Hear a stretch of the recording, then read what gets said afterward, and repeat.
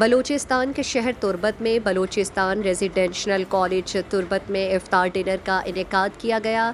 اس موقع پر IGFC Balochistan south major general Kamal Anwar Chaudhry سمیت ضلع انتظامیہ کے افسران، BRC کے فیکلٹی ممبران اور طلبہ نے شرکت کی۔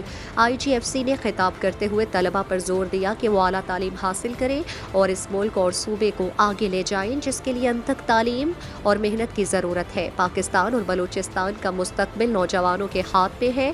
IGFC نے تعلیمی میدان میں BRC کی کاوشوں کو سراہا اور طلبہ کی حوصلہ افزائی کی۔